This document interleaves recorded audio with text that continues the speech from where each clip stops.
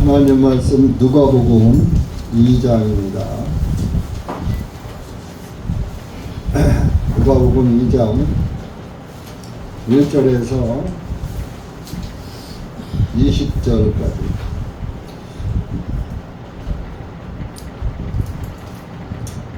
다같이 읽겠습니다. 1절 시작. 그 날들 후에 가이사르 아우구스로부터 한 칙령이 내려 온 세상으로 하여금 조세 등록을 하게 하였니, 이 조세 등록은 구레노가 시리아 총독되었을 때 처음 실시한 것이라. 모든 사람이 각기 자기 고향으로 조세 등록을 하러 가니라. 요셉도 나사렛 성읍에서 나와 갈릴리로부터 유대로 올라가서 베들레헴이라 부르는 다윗의 성읍에 이르러 이는 그가 다윗의 집과 혈통에 속해 있었기 때문이다. 자기와 정혼한 아내 마리아와 함께 조세 등록을 하러 갔는데 그녀가 아이를 가져 배가 불렀더라. 그들이 그곳에 있는 동안에 날들이 차서 그녀가 아이를 낳게 되었더니 그녀가 자기의 맏아들을 낳아 포대기로 싸서 그분을 구유에 뉘었으니 이는 여관에 그들을 위한 방이 없었기 때문이라. 같은 시간에 그 지방의 목자들이 들에 거하면서 밤이 자기 양떼를 지키더니 보라, 주님의 천사가 그들에게 임하고 주님의 영광이 그들을 두루비치며 그들이 심히 두려워하므로 그 천사가 그들에게 말하되 두려워하지 말라. 보라, 내가 모든 백성에게 미칠 큰 기쁨의 좋은 소식을 너희에게 가져왔나니 이는 이날 다윗의 성읍에 너희를 위하여 한 구주가 나셨기 때문이니 곧 주님이신 그리스도시니라. 너희가 포대기에 쌓여 구유 안에 누인 그 아기를 보리니 이것이 너희에게 표적이 되리라 하니, 호련히 수많은 하늘의 군대가 그 천사와 함께 있어 하나님을 찬양하여 말씀드리되 지극히 높은 곳에 계신 하나님께 영광이요 땅 위에서는 평화와 사람들을 향하신 선하신 뜻이로다 하니라. 그 이후에 그 천사들이 그들을 떠나 하늘로 목자들이 서로 말하기를 이제 우리가 베들레헴까지 가서 주님께서 우리에게 알려주신 바 곧 일어난 일을 보자 하고 그들이 서둘러 와서 마리아와 요셉과 그리고 구유 안에 뉘어 계시는 그 아기를 보았더라. 그들이 이 일을 보고 두 천사가 관하여 그들에게 하였던 말을 널리 알렸더니 그 말씀을 듣는 모든 자가 목자들이 그들에게 전한 그 일들에 대하여 놀라니라. 그러나 마리아는 이 모든 일들을 자기 마음속에 간직하고 깊이 간직하니라. 목자들이 듣고 본 모든 것들이 자기들에게 전하여 준 것과 같으므로 하나님께 영광을 돌리고 찬양하면서 돌아갔더라. 기도하시겠습니다.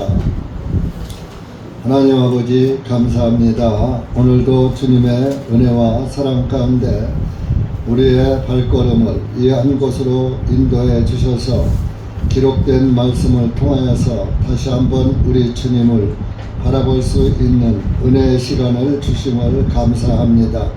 여기 고개 숙인 사랑하는 주님의 양떼들에게 성령의 꼴로 먹여주셔서 듣는 이로 하여금 하나님의 말씀을 아멘하고 받아들이고 하나님의 말씀에 순종하고 복종하는 순종의 영을 지닌 그리스도인들이 될 수 있도록 은혜 베풀어 주시옵기를 간절히 원합니다. 또 이렇게 빠진 영혼들이 많습니다. 그 영혼들 불쌍히 여기시고 은혜의 길로 인도해 주시옵소서. 세상은 낡아지고 없어질 것이지만 주님의 말씀은 영원하시고 주님의 말씀은 우리의 생명 양식이 되어서 우리를 영생으로 인도하는 우리의 나침판이 되고 우리의 키가 된다는 것을 주님께서 깨닫게 하셔서 하나님 말씀을 심도 있게 받아들이는 그리스도인들 될 수 있도록 은혜 베풀어 주시옵소서. 이 한 시간 말씀을 주님께 맡기고 예수님의 이름으로 기도하옵나이다. 아멘.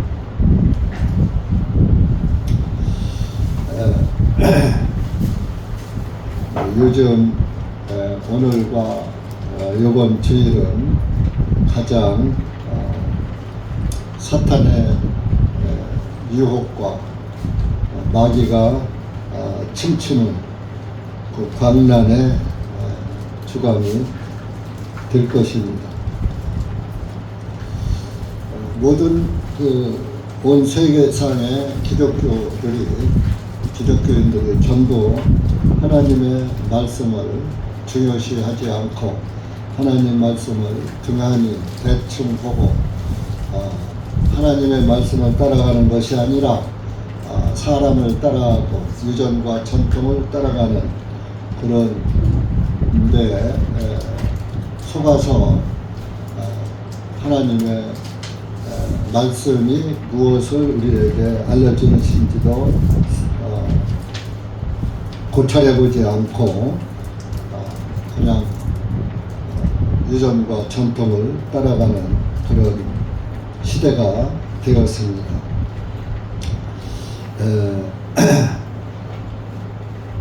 누가복음 2장에서는 예수님이 출산할 시기에 대해서 자세하게 기록을 해 놓았습니다. 예수님이 출산할 시기는 그때 로마 시대니까 로마 총독 구레뇨가 그 시리아 총독 되었을 때 시리아는 이스라엘 옆에 나라죠. 개역 성경엔 수리아라고도 기록이 되어 있죠. 이제 지금 시리아 그 땅에 총독이 되는데 거기 총독만 되는 게 아니라 이스라엘까지 다 그 지방을 다 다스리는 총독이 됐던 거예요. 로마하고는 거리가 떨어졌잖아요. 배를 타고 와야지 되고 우리나라로 말하면 일본과 우리나라가 떨어져 있듯이 우리나라도 일제시대에 일본하고 바다를 사이에 두고 있지만 일본에게 지배를 당해서 그들이 한국에 총독부를 두었던 것을 여러분들이 아실 겁니다. 그 총독부가 옛날 그 중앙청이에요. 그래서 중앙청이 옛날 일제시대에 총독부라 해서 중앙청을 헐어버렸죠. 중앙청을 경복궁 앞에다가 광화문 내거리에다가 건축을 했었죠. 일제의 잔재다 해서 모두 다 헐어버렸습니다. 그렇듯이 이스라엘도 로마의 총독 치하에서 살게 됐습니다. 이미 예수님이 출생할 때는 그 로마 장군 폼페이라는 장군이 이스라엘을 침범해서 60년 전에 그 예수님 출생하시기 60년 전에 로마의 통치에 들어가게 된 것입니다. 구레뇨라는 사람이 구레뇨는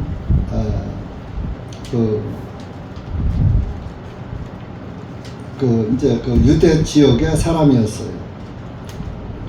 그 로마 사람이 아니고 그 지역 사람을 총독 삼아야 그 지역 사람들이 따르기 때문에 구레뇨를 총독을 삼은 겁니다. 그래서 3절에 보면은 각 모든 사람들이 각자가 자기 고향으로 조세 등록을 하라고 하니라.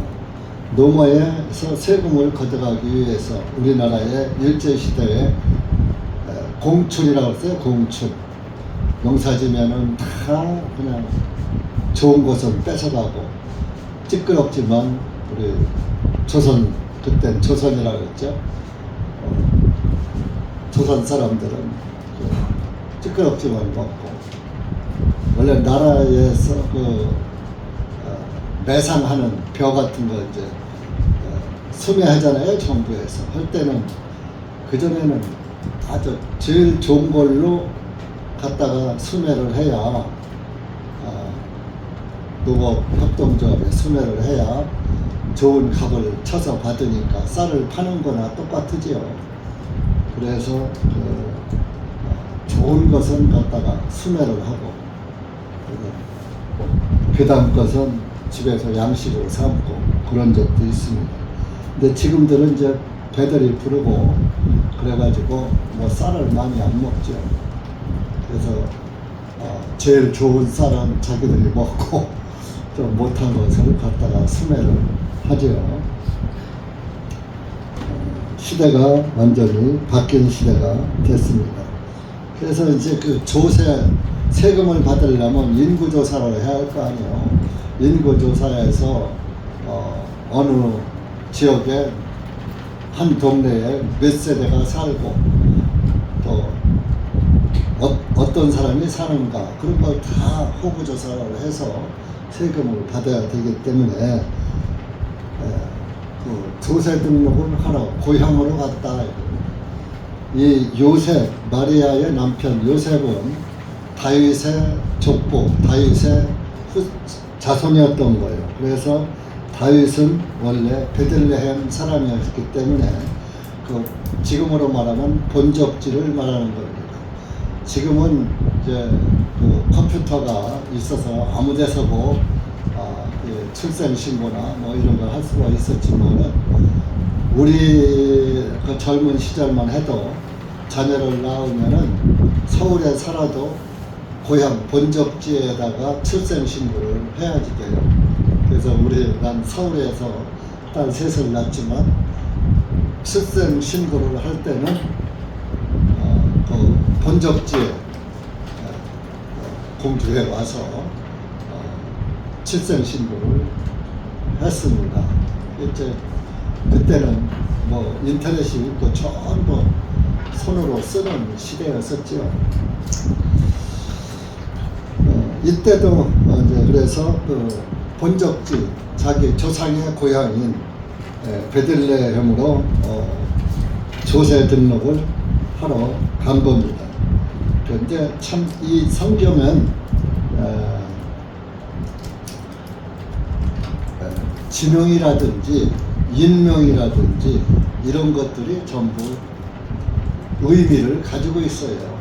뭐 우리나라도 마찬가지예요. 우리나라도 예를 들어서 뭐 대전하면 왜 대전이라고 했나, 무슨 의미가 있었나. 옛날엔 한밭이라고도 했어요. 한밭. 한밭은 뭐야? 한은 크다는 뜻이에요. 밭은 큰 넓은 밭이다, 큰 밭이다. 그래서 이제 한밭이라고 하던 것을 큰 대자를 써서 대전이라고 하듯이, 네? 그런 이제 이 우리나라에도 그 지도나 이런 것이 있어요. 여지승남이라고 그러죠. 여지승남. 그 옛날부터 이 내려온 그 지역 이름을 다 그 지도와 다 부합하게 여지승남이라는 그런 그 책이 있습니다. 그래서 왜 여기는 대전이라고 그랬고, 왜 뭐 공주라고 그랬고, 왜 서울이, 왜 옛날에 한양이라고도 했고, 경성이라고도 했고, 여러 가지 이름이 있었듯이 그 지역의 이름을 왜 이렇게 지었나 하는 그 유래가 적힌 것이 여지승남이에요. 이 뜻이, 이 베들레헴도 베들레헴, 네햄은 우리 뭐 햄 그러죠. 햄, 소세지를 햄이라고 하죠. 그런데 이건 이제 개역 성경은 떡집으로 본 이제 의미를 떡집이라고 합니다. 한국 사람들은 빵보다 떡이 주식이었었죠. 그래서 떡을 우선시했고, 서양 사람들은 빵을 우선시했습니다. 그래서 빵은 베이커리잖아요. 그래서 이제 벳은 집이란 뜻이에요. 벳을 갖다가 베들 레헴 빵집이다. 우리 킹제임스에는 이제 그 베이커리로 나오니까 그래서 빵집이다 우리는 해석을 하지만 개혁성경은 그냥 번역 의역을 한 것이기 때문에 한국 사람 입맛에 맞게 한 것이기에 떡집이다 이렇게 해석을 합니다.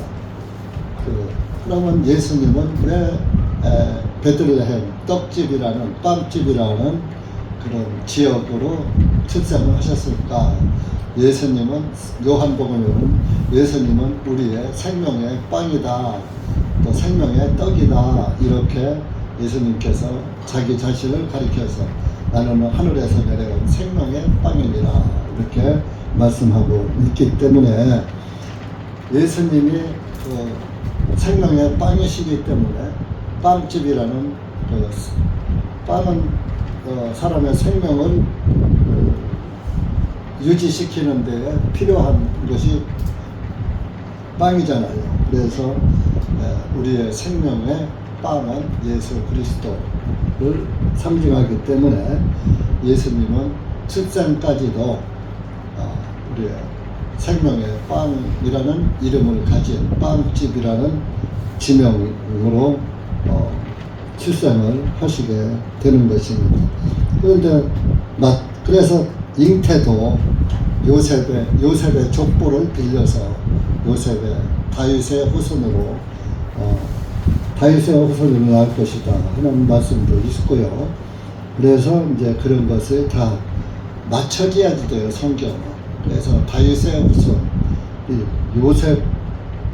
요셉이 이제 조세 등록하러 베들레헴으로 왔죠. 거기서 이제 조세 등록을 하러 왔는데 마리아도 이제 청혼한 상태니까 같이 왔죠. 아내와 5절에 보면 함께 조세 등록을 하러 갔는데 그녀가 아이를 가져 배가 불렀더라. 예수님 산딸이 된 거예요. 출산할 딸이 된 거예요. 배가 만삭이 돼서 왔죠. 그런데 갑자기 이제 거기에 왔는데 하나님의 선물이죠.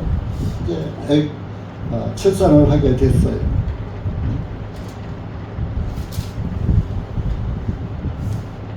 그들이 그곳에 있는 동안에 뭐 한 9달쯤 돼서 왔나 봐요. 와서 있을 것도 마련하고 어쨌든 왔다 갔다 하다 보니까 그땐 다 뭐 낙타나 뭐 나귀나 아니면 걸어서 다니는 시대니까 그렇게 해서 이제 10달이 찬 상태가 되니까 출산을 하게 됐다 이겁니다. 그래서 7절에 맏 아들을 첫 번째 아들을 낳아서 포대기로 싸서 그분을 구유에 뉘었다. 왜? 여관에 그들을 위한 방이 없었기 때문이다. 개혁성경은 사관이라고 해서 사관. 옛날에는 객사라고 하고 사관이라고 그랬어요. 지금 이제 여관, 호텔, 모텔, 여인숙 여러 가지 용어가 있죠. 그래서 가보니까 그 베들레헴의 고향을 가진 사람들이 전부 한꺼번에 몰려오니까 조세 등록을 하라고 하니까 그래서 이미 돈 있는 사람들이 매관 매직 해가지고서 다 웃돈 주고서 다 이렇게 그때나 지금이나 다 역사는 반복되는 것이 방이 없는 거예요. 이 가난한 사람은 웃돈 주고 들어갈 방이 없는 거예요. 하다못해 뭐 요즘 축구 경기나 야구 경기도 그 표를 못 사면 또 그 표를 미리 많이 예매해 놨다가 비산으로다가 예매해 놨다가 웃돈 받고 또 팔고 그거 웃돈 주고 사서 경기장에 들어가고 뭐 그러잖아요. 예나 지금이나 똑같아요. 사람 사는 방식은. 그래서 그런데 요셉은 가난하니까 웃돈 주고 들어갈 방도 없었고 그래서 할 수 없이 남의 집 마곡간을 빌려서 그런데 뭐 돈 주고 빌리는 거 아니죠. 그런데 그냥 처마 밑에 가서 바람이나 좀 피하는 데 가서 아기를 낳게 됐던 거지. 그래서 늘 곳이 없으니까 제일 좀 아늑한 곳이 양들이 먹는 구유였어요. 사료 얻어주는 구유. 소 구유가 쑥 들어가 있죠. 아늑하죠. 바람을 피하죠. 그런데 그런 구유의 아기 예수님을 누이는 것도 다 의미가 다 들어있어요. 그 구유가 비어있지 않고 가득 그 양들이 먹을 사료가 가득 차 있었다면 남의 양의 구유를 비우고 아기를 낳을 수 있나요? 없나요? 없죠. 남의 집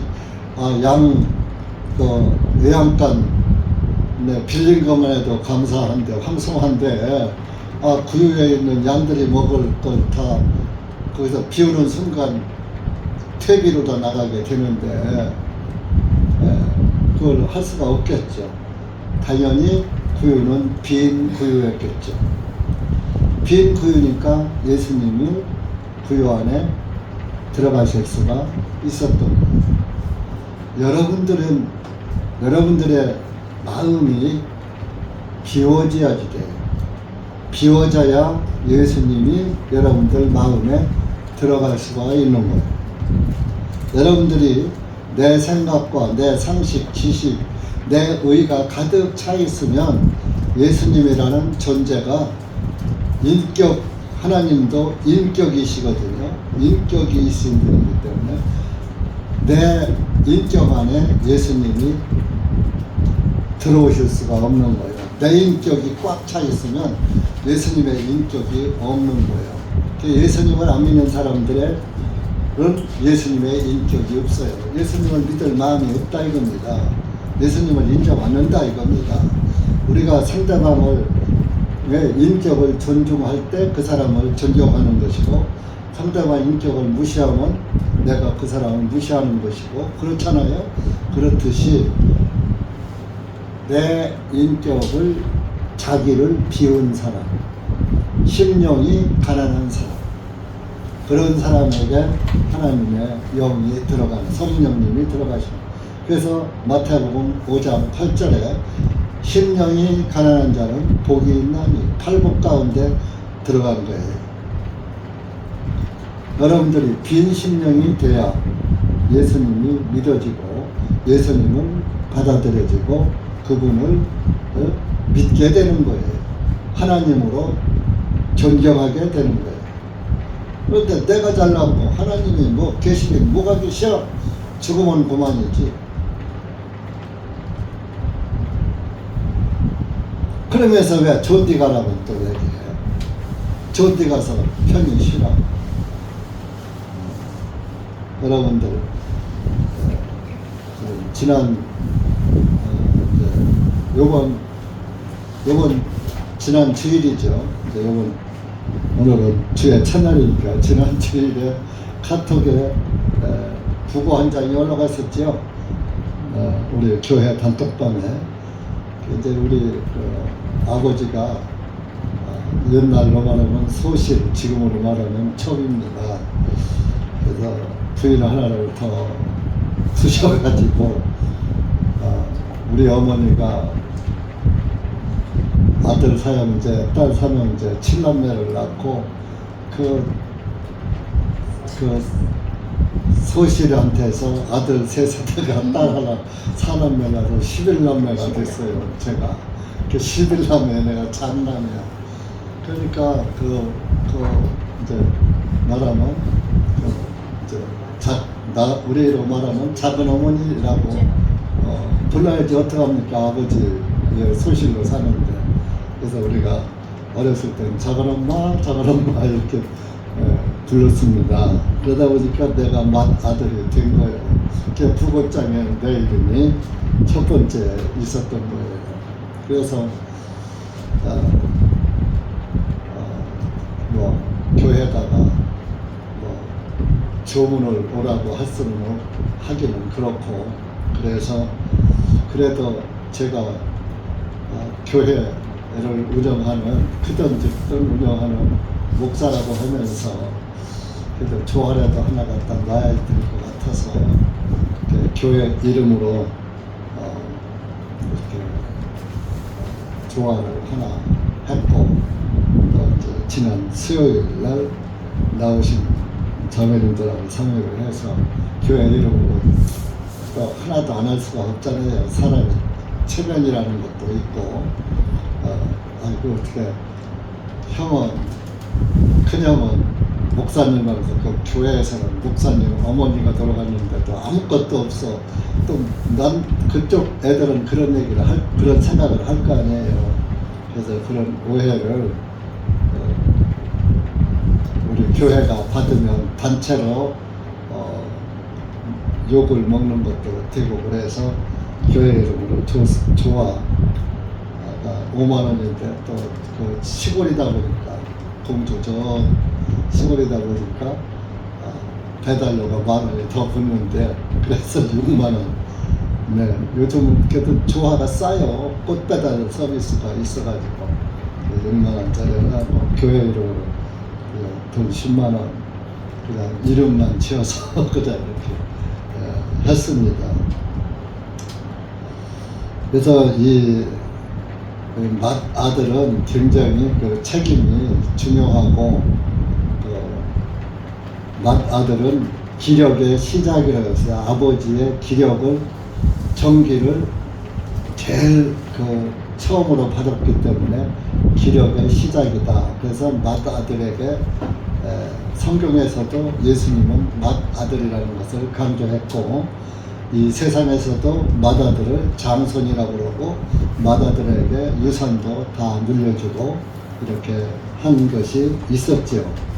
그랬는데, 그래서 이 예수님 맏아들이 나서 포대기에 싸서 부유에 넣었습니다. 그래서 여러분들도 빈 마음이 아직까지도 마음에 예수님이 안 들어오신 분은 빨리 자기 마음을 비우시기 바랍니다. 내가 성모 되시는 분을 내가 이제 요즘 2, 3년 동안 다녀 보니까 95세에 이제 돌아가셨거든요.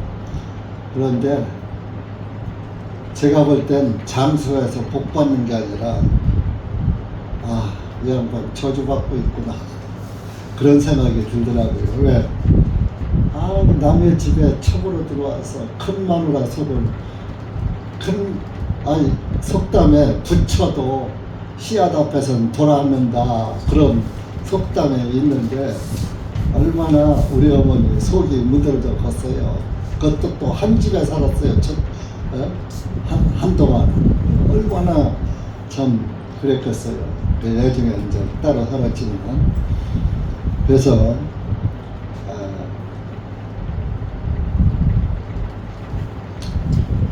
보면서 참 밥도 못 먹더라고요. 가보니까 이빨도 다 빠져서. 아들이 돈이 많은데 농협에다가 2억 3억 현금을 넣어놓고 있대요. 그 동네에서 최고 현금을 예치한 사람은 최고 많대요. 그런데 제 어머니 시야도 안 해준 거예요. 그러니까 죽기 바라고, 오래 살면 욕이라니까요. 그러니까 씹질 못하는 거예요. 그러니까 밥도 못 먹어. 밥을 먹는데 그 밥을 삶아서 그것을 먹더라고요. 드시는데 많이도 못 먹고 이만큼 먹는데 진짜 말라가지고 이건 사는 게 아니더라고요. 아이고, 이 양반 남한테 못 따지더니 이렇게 저주받는구나. 내 첫 번째 생각이 그렇게 들더라고요. 들어간 시신을 딱 보는데, 아이고, 한평생 그거 살고 가면서 좀 잘 살다 떳떳하게 살고 가지, 첩소리 들어가면서 또 자기 나름 서름도 많이 받았죠. 그 친정어머니가 와갖고, 야, 야, 이년아, 왜 갓디가 없어서 남의 집 앞에서 앞세게 와서 노릇하느냐. 친정으로 끌고 가려고, 와서 끌고 가기도 하고 했는데, 가면 또 오고, 가도 데려오고, 막 이래가지고. 우리 아버지가 쫓아가 데려오고. 친정어머니 데려가고. 첫째 본인 마음이 안 오면 안 오는 건데, 본인도 들어오고 싶은 거예요. 그래가지고, 저도 아마 그렇지만 않았으면 저도 그때에 그냥 대학까지 쭉 갔을 거예요. 그런데 두 집 살림하려니까 경제가 쪼들리잖아. 여러 아들, 딸 먹여 살리려니까. 그런 상황인데, 사람은 한 생전 사는데 가볍게 살아야지 되겠다. 그리고 인격적으로 살아야 되겠다. 사람답게 살아야 되겠다. 물론 의인은 없다고 성경에서는 했지만은 이 세상에서 도덕적으로 인격적으로 다른 사람에게 손가락질 받는 그런 삶은 살지 말아야 되겠다. 뭐 성경적인 것을 우선 떠나서, 그래서 하나님은 심은 대로 거둔다는 그 법칙에 행한 대로 갚아주시는 그런 법칙이 있잖아요. 그래서 참 그렇게 한 생전 살다가 아름다운 삶을 살지 못하고 행복하지 못했죠. 어떻게 뭐 행복하게 살았겠습니까? 그래서 그런 걸 보면서 여러분들이 하늘나라 가는데 또 우선 첫째 목적이 되어야 되지만은 사람은 좀 사람답게 살고 하나님을 믿는 사람은 그리스도인의 본분을 지키고 살아야지 되지 않나. 그 영혼 어디 갔겠어요? 성경적으로는 100% 지옥이잖아요. 불쌍하지요. 또 행복하게 살다간 것도 아니고 자식들한테 저 늙은이 죽지 않나 기다리다가 죽기만 기다리다가 가는 신세가 되고 그런 걸 보면서 정말 우리 사람은 사람의 도리를 잘 지키고 사는 것이 하나님한테도 옳고 사람에게도 옳은 것이다 하는 것을 또 깨닫게 되었습니다. 그래서 여러분들도 마음을 비우고 예수님을 받아들이세요. 아직까지 예수님이 들어왔다 나갔다 하면 안 돼요. 예수님이 내 안에 싹 들어와 계셔야지 돼요. 그러려면 빈 구유가 되어야 하고 빈 마음이 되어야지 됩니다. 그래서 이렇게 이제 예수님을 낳았을 때 8절에 보면 같은 시간에 그랬습니다. 그 지방의 목자들이 들에 거하면서 밤에 자기 양떼를 지키더니. 자, 지금 이스라엘이나 여기는 이스라엘이 조금 덥긴 해요. 그렇지만은 절기는 같아요. 제가 11월 달에 이스라엘 갔거든요. 11월 18일 날 갔는데 눈 오고 바람 불고 막 그냥 진눈깨비가 오는데 상당히 춥더라고요. 그래서 뭐 시내산에도 올라가고 하면 춥다고 해서 방한복이랑 다 가지고 갔는데 그 방한복을 입고 다녔다니까요. 11월 달에도 그랬는데 12월 25일이 예수님의 출생일이 될 수가 없다 이겁니다. 이스라엘은 6개월은 들판에서 방목을 하고 6개월은 우리에서 가둬놓고 양을 기릅니다. 그래서 12달이니까 이스라엘은 한 달이 30일이에요. 그래서 딱 360일이에요. 유대력으로는. 그래서 6개월 나눠서 그렇게 되면은 4월부터 10월까지 10월부터 그 이듬해 4월까지 이렇게 되는 겁니다. 그래서 예수님의 부활절이 언제 있습니까? 4월 달에 있지요. 그래서 이제 여러분 이제 제가 그렇게 말을 했지만은 우리나라는 1일부터 30일을 한 달로 치는데 이스라엘은 그러질 않아요. 3월 15일부터 4월 15일까지 한 달, 4월 15일부터 5월 15일까지 한 달, 이렇게 달을 치는 거예요. 그러다 보니까 예수님은 4월 달에 돌아가셔서 3일 후에 부활하시니까 4월 달에 가서 부활절이 있고, 그리고 예수님의 잉태도 이제 12월 달에 잉태가 되어서 12월 달이면 12월 한 15일쯤에 잉태되어 가지고 10달이니까 한 10월 15일쯤에 예수님이 출생을 하셔야 성경적으로 딱 맞아 들어갑니다. 그래서 예수님의 출생일은 오늘 주보에도 자세하게 기재를 해놨으니까 잘 가져와서 보시기 바랍니다. 그래서 10월 15일경이면 목동들이 들판에 있을 때예요.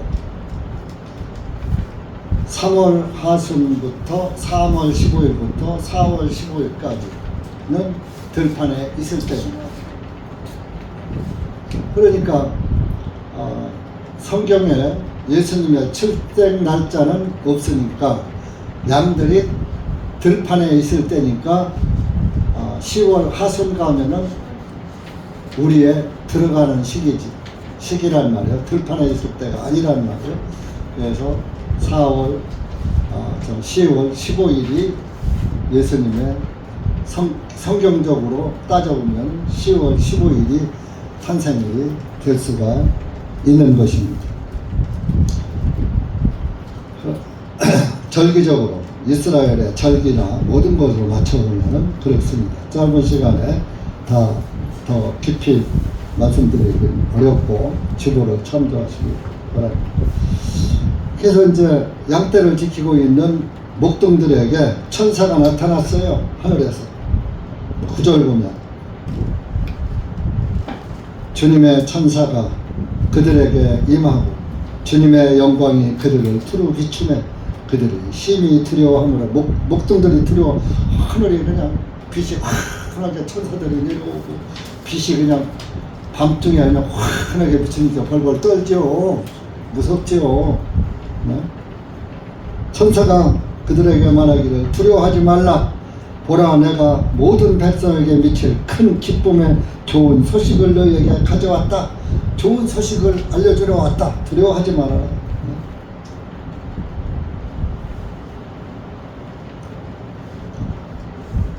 이 모든 기쁜 소식을 전할 때는 하나님이 직접 말씀도 하시지만은 이렇게 천사들을 시켜서 대신 부르실 때도 있는 것입니다. 우리 히브리서 1장 한번 보시죠. 히브리서 1장 6절 7절 시작. 또 다시 하나님께서 첫 번째로 나신 분을 세상으로 들어오게 하실 때 그분께서 말씀하시고 하나님의 모든 천사들은 그분께 경배드리라 하셨으며 그 천사들에 관해서 그분께서 말씀하시기를 그분께서는 자신의 천사들을 영으로 삼으시고 자신의 사역자들을 들꽃으로 삼으시느니라 하셨느니라. 이것은 시편 104편 3절에서 5절 말씀을 인용한 것입니다. 시편도 예수님에 관한 말씀이잖아요. 그리고 그 밑에 14절 가서 보면은 그들 모든 천사는 섬기는 영들로서 구원의 상속자들이 될 자들을 위하여 섬기라고 보내심을 받은 것이 아니냐. 이 14절에는 천사는 섬기는 영이에요. 경배받는 영이 아니에요. 구원의 상속자들, 구원받은 사람들을 섬기라고 보냈다.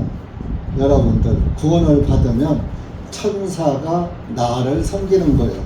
내가 천사를 섬기는 게 아니에요. 구원받은 사람은 천사가 따라다닌다.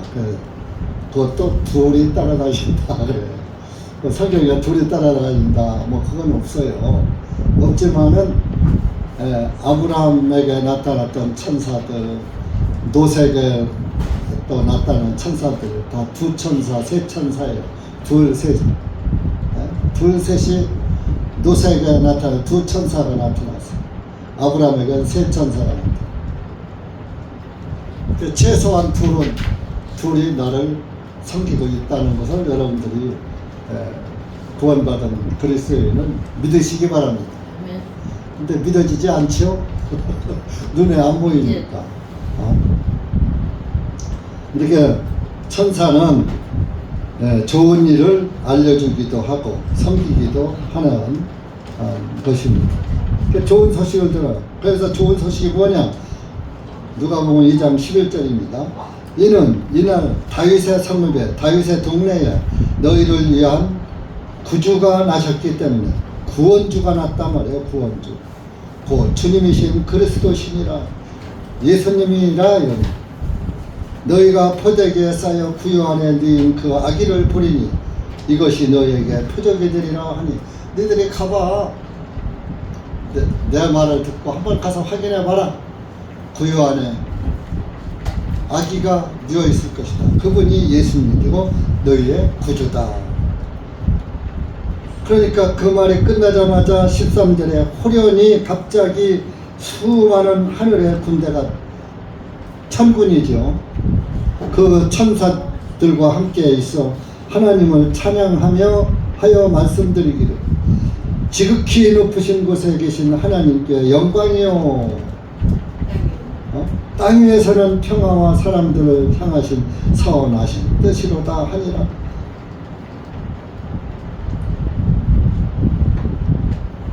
호련히 하늘 천군 천사가 나타나가지고 하나님을 찬양하는데 그 내용이 14절입니다. 지극히 높으신 곳에 계신 하나님의 영광이요. 예수님을, 하나님의 영광이라 말해요. 예수님. 또 땅 위에서는, 땅에 있는 사람들에게는 평화와 사람들을 향하신 선하신, 사람들에게 평화를 주시는 분이다. 자, 저와 여러분이 죄 사함을 받으면은 마음에 평안이 와요, 불안이 와요. 죄 때문에 불안하고 죄에게 쫓기던 심령이 평안이, 아하, 내가 내 죄가 이렇게 사해졌구나. 예수님께서 다 사하셨구나. 예수님의 피가 내 죄를 사하셨구나. 그분이 내 대신 피 흘려 희생하시고 죽으셨구나. 그분의 죽으심이 나 때문이구나. 우리 때문이가 아니라 나 때문이에요. 나 때문에. 우리 속에다가 자기를 감추지 마세요.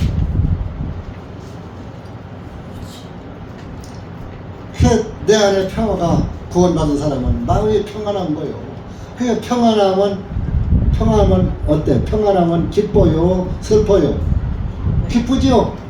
그 구원받은 사람은 항상 기쁘고 즐겁고 평안한 거예요. 날마다 뭐요? 날마다 그 마음이 잔치집이에요. 날마다 기쁜 거예요. 오늘 하루만 기쁘고 내일은 우울하고 그런 게 아니에요. 여러분들이 구원을 받았다면 우울한 것은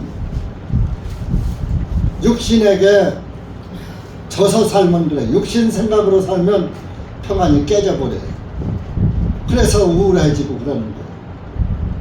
하나님의 말씀이 내 안에 살아 역사하면 우울한 마음이 있다가도 도망가야지, 우울증이 나서야지 되는 거예요. 그러니까 여러분들이 그런 마음의 평안이 깨지면은, 아하, 내가, 내 영이 육신에 지금 덮여 있구나. 노시란 뜻이 뭡니까? 육신에 덮인 자란 뜻이에요. 그 노선 육신에 덮여서 살다 보니까 소돔과 고모라의 멸망을 보고 거기서 구원은 간신히 받았는데 그것도 아브라함 때문에 받은 거예요. 아브라함을 생각해서 롯을 구원했다 그런 말씀이죠. 그럼 저와 여러분은 예수님을 생각해 예수님이 우리를 구원하신 거예요. 저와 여러분을 생각해서 예수님께서 대신 속죄의 피를 흘리신 거예요.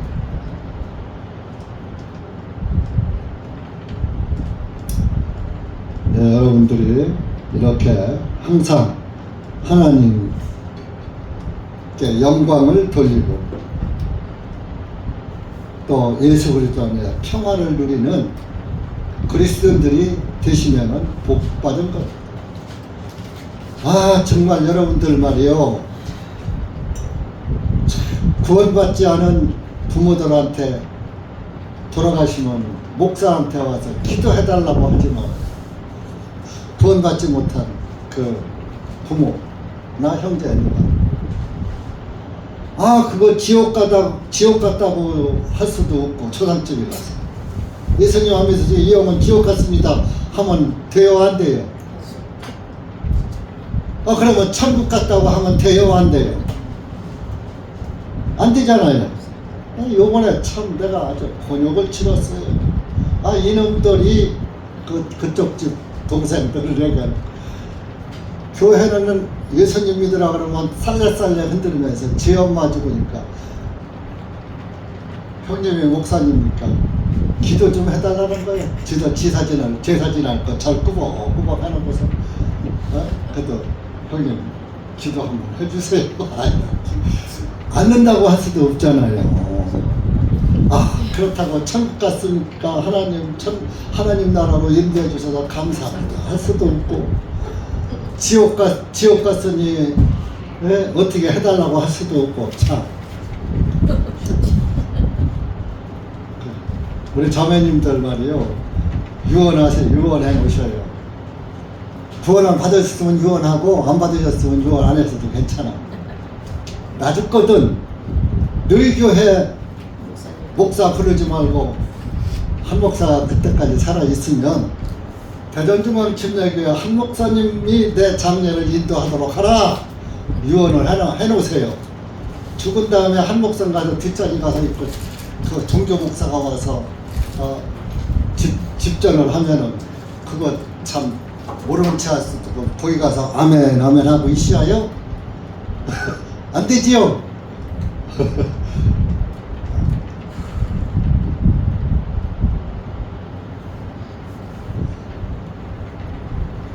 여러분, 그거 뭐 죽은 다음에 누가 장례인도 하면 무슨 소용이 있겠습니까만은 죽은 자에 맡기라고 예수님도 말씀하시고, 의인은 의인이 보내줘야지 되는 거예요. 비록 육신이지만 영은 이미 떠나서 주님 품에 갔지만 육신을 보낼 때도 의인이 보내야지. 죄인이 와서 의인을 보내면 돼요? 의인이 뽀젓이 살아있는데? 하셔요? 유언하셔요? 안 돌아가실 줄은 나는 안 죽어 하고, 난 영생을 얻을게 안 죽어 하고, 또 유언 안 하면은 예전에 육신은 또 모르죠? 예수님이 오늘이라도 오늘 밤이라도 오시면 다 필요 없는 거니까 그렇게 오셨으면 좋겠어요. 그래서 이렇게 천사들이 찬양을 하고 떠나갔겠죠. 15절에 그 일 후에 이렇게 찬양한 후에 그 천사들이 그들을 떠나 하늘로 가니 목자들이 서로 말하기를 이제 우리가 베들레헴까지 가서 주님께서 우리에게 알려주신 바 곧 일어난 일을 보자 하고, 그들이 서둘러 와서 마리아와 요셉과 그리고 구유 안에 누워 계시는 그 아기를 보았더라. 그들이 이 일을 보고 두 천사가 이 아기에 관하여 그들에게 하였던 말을 널리 알려 퍼뜨렸다 이러니, 그 말을 듣는 모든 자가 목자들이 그들에게 전한 그 일들에 대하여 놀라니라. 야, 이럴 수가, 이럴 수가. 17절에 보면은 그 청사들이 그들에게 하였던 말을 널리 알렸다. 누가 알렸어요? 목동들이. 목동을 목자라고도 하잖아요. 그래서 목회자를 원래 성경에는 목자예요. 목사가 아니고 에베소서에 목사가 한 번 나오는데 그 영어를 보아도 그렇고 목자예요. 목자. 원문에 목자예요. 그런데 자가 놈자자잖아. 먹이는 놈, 기르는 놈 그러면 안 되잖아. 그래서 먹이는 스승사자 하나 붙여준 거예요. 왜? 가르치는 자를 2배나 존경하라고 했으니까. 그렇다고 해서 여호와 증인이나 또 형제교회나 이런 데에서 목사는 성경에 없어 해놓고 장로를 세워놓고 장로가 설교하는 거야. 이 숙맥들이 목자, 장로, 감독이 같은 직분이라는 걸 모르는 거야. 목사 따로 있고 장로 따로 있고 감독 따로 있는 걸로 아는 거야. 목사, 장로, 감독이 다 같은 직분을 어디서는 목자라고 부르고 어디서는 장로라고 부르고 어디서는 감독이라고 부르는 거야. 감독에서는 감독이라고 그러는 감독. 그러니까 성경을 잘 봐야지 돼요. 목사 따로 장로 따로 이거. 그래서 그 장로들이 목사를 가르치우기도 하고. 그 장로 누가 만들었어요? 목사가 안수해서 주니까. 내가 안수해서 주니까 아이 그 안수 받아서 좀 장로 노릇하면서 나를 보고 가라 했단대요. 말이 돼요 안 돼요? 자기 아버지 보고 가라고 하는 거나 똑같지.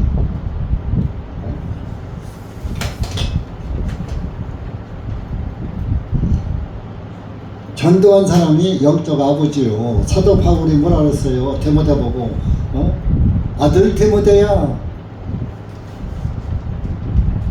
그 오히려 사탄들이 오히려 그런 유교 질서는 잘 지켜요. 카톨릭에선 자기를 전도해 준 사람은 여자들은 대모라고 그래요. 대모. 큰 대자 어미 모자 대모. 어머니라 이거요. 그리고 남자가 남자를 전도했으면 대부라고요. 큰 대자 아비부자. 큰아버지. 큰아버지는 하나님이지 왜 자기 전도한 사람이 큰아버지가. 오히려 그들은 자기 전도해준 사람을 그렇게 마귀들도 높여주는데 하물며 성령을 받게 해준 목회자들이나 전도해준 전도자를 2배나 존경해야 되는 거 아니에요? 내쫓을 일이에요? 잘못했어도 내쫓으면 안 돼요. 사람은 허다한 죄를 돕느니라. 죄인이니까 예수님이 필요한 거 아니에요? 자기는 죄인 아닙니까? 그래서 이렇게 우리가 성경에 잘 보고 잘 믿고 이렇게 하는 것은 그것도 참 복입니다.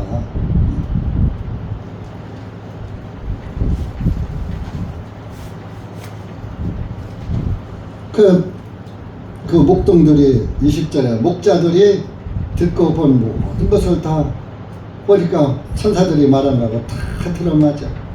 그러니까 가면서 목자들이 하나님께 영광을 돌리고 찬양하면서 돌아갔더라. 자, 하나님을 발견하면 그 하나님을 찬양하고 그 하나님께 영광 돌리는 그리스도인이 되는 거예요.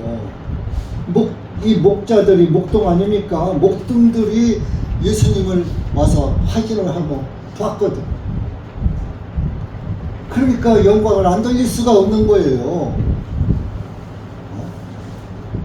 이 목동들 영광 돌리며 돌아간 목동들은 하늘에 있을까요? 지옥에 있을까요? 하늘에 있죠. 예수 그리스도를 받아들였기 때문에 영광이 돌릴 수 있는 거예요.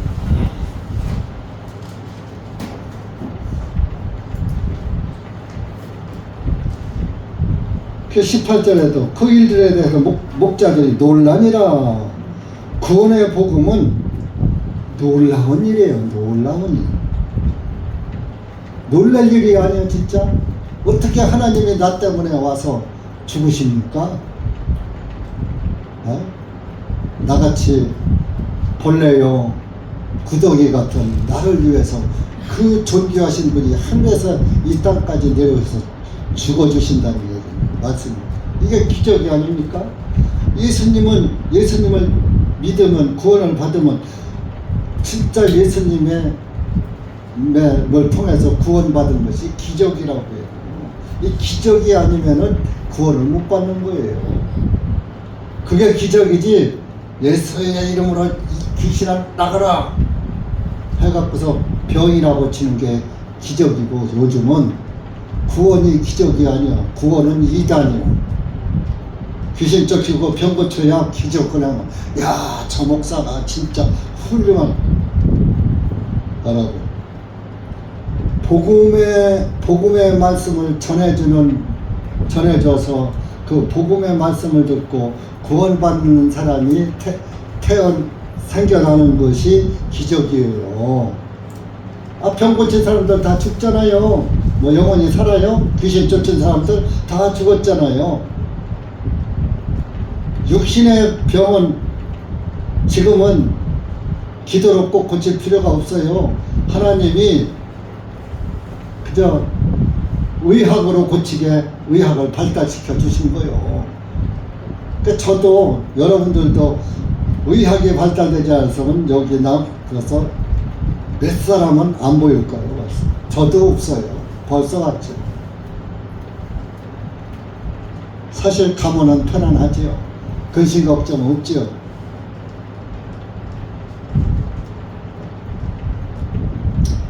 그러나 우리는 언젠가는 주님 앞에 갈 텐데,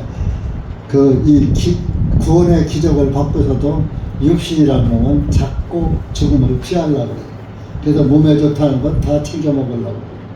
오래 살으려고 하는데 너무 오래 살지 맙시다. 예수님 오실 때까지만 삽시다.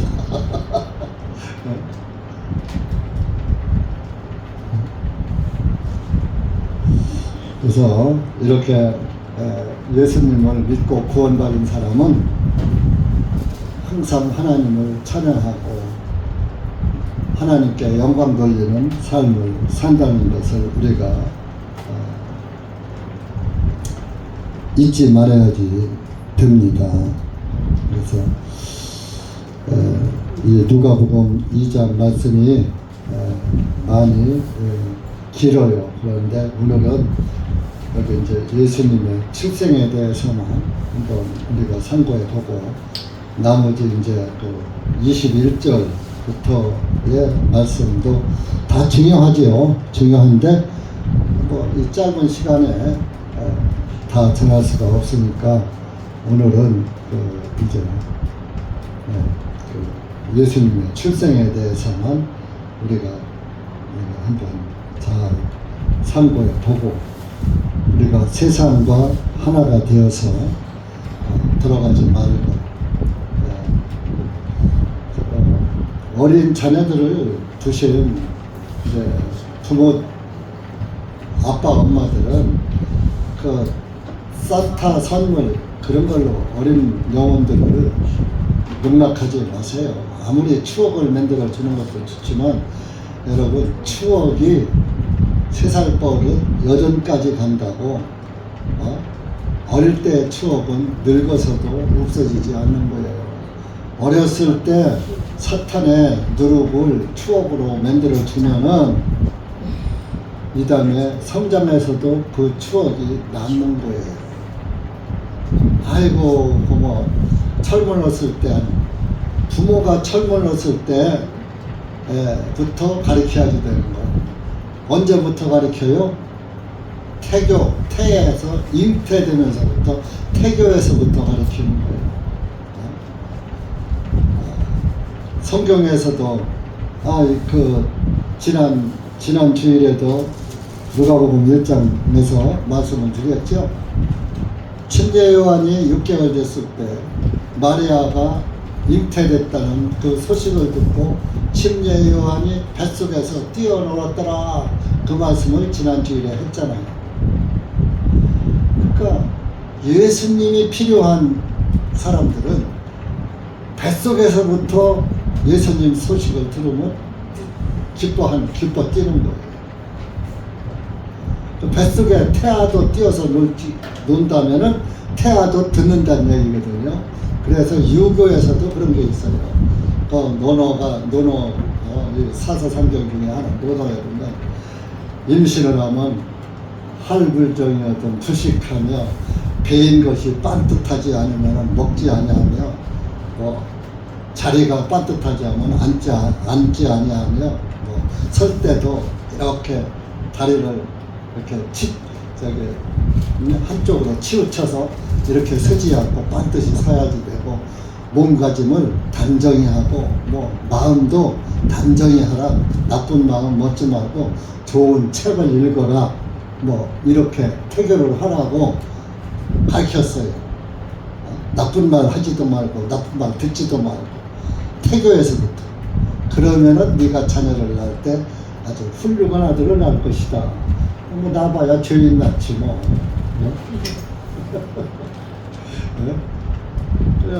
그래서 이 다른 종교는 세상 땅에서 사는 법도를 가리키는 거지만, 우리 기독교는 이 세상에서도 살 것도 구원받은 그리스도인의 삶이 성경에 다 나와 있잖아요.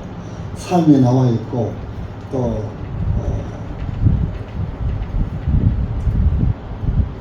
우리가 이 세상을 떠나면 어디로 갈 것인가?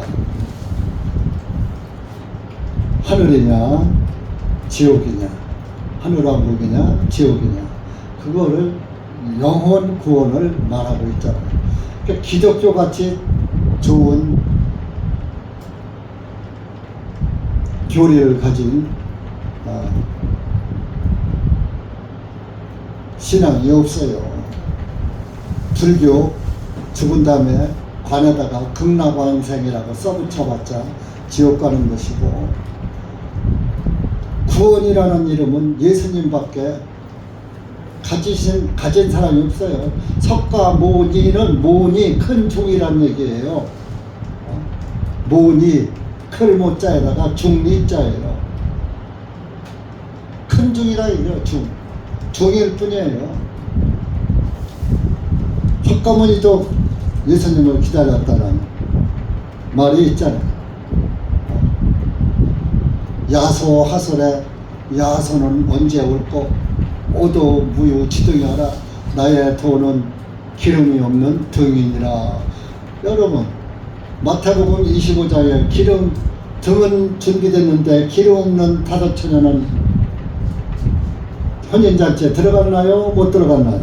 못 들어갔잖아요. 석가모니가 나의 등은 기름이 없는 등이니라. 성령이 없다 이거지요. 야소는 언제 올고 내 등은 기름이 없어. 기름 받으려면 야소가 와야지 돼. 예수님을 한자로 야소라고 해요. 야소. 우리 어렸을 땐 한자를 많이 쓸 때니까 야소장이. 그래서 이렇게, 그래서 천하 인간의 구원을 얻을 만한 다른 이름을 주신 적이 없다 그랬어요. 예수님만이 구원자고 예수님만이 우리를 하늘로 인도하실 수 있는 분이지, 다른 어떤 공자, 명자, 석가, 속가에서 다 소용없어요. 다 그들도 예수님이 필요한 존재들. 그들도, 공자도 하나님을 상제라고 해서 상제. 중국어 성경에는 하나님이 상제예요. 우리나라도 옥황상제 이러잖아요. 옥황상제가 하나님을 말하는 거예요. 중국어 성경은 하나님을 쌍제라고 그래요. 일상자, 임금제자. 위에 계신 임금, 황제다. 그래서 그 명심보감 첫머리에 봉자가 한 말이, 선을 행하는 자는 하늘이 복으로 받고 악을 행하는 자는 하늘이 재앙으로 갚느니라 그랬어요. 이렇게 그 선이 구원의 선이면 좋은데, 인간의 선행이면은 인간의 선행을 말하는 거예요. 유교 선행으로는 못 가는 거예요. 왜? 피가 제일 피니까. 그래서 여러분들이 예수님 앞에 나왔다는 것은 정말 복 중에 복인 것입니다. 아무리 돈이 많고 권세가 좋아도 죽으면 다 소용없어요. 죽음 앞에는 다 소용없는 거예요. 여러분들, 내 영혼이 어디에 가느냐가 가장 중요한 것입니다. 여러분들이 그 세상에 소소한 것에 거기에서 매어서 매어서 살면 그것에 끌려서 지옥으로 가요. 성령의 줄로 하나 되어서 성령의 줄로 인도함을 받는 사람은 하늘나라에 가요. 뭐 육신의 것을 찾아가느라고 주님을 배반하면 됩니까? 아주 그것은 바보 중에 바보고, 정말 천치예요. 천치가 하늘이 낸 바보라는 뜻이에요. 어리석을 치자. 하늘천 어리석을 치. 하늘이 낸 어리석은 사람이다. 바보 중에 최고 바보라는 그걸 천치라고 해요. 여러분들은 천치가 되지 말고 성령 받은 아주 천지가 돼서 지혜직자, 하늘의 지혜를 가진 그리스도인이 되시기 바랍니다. 기도합시다.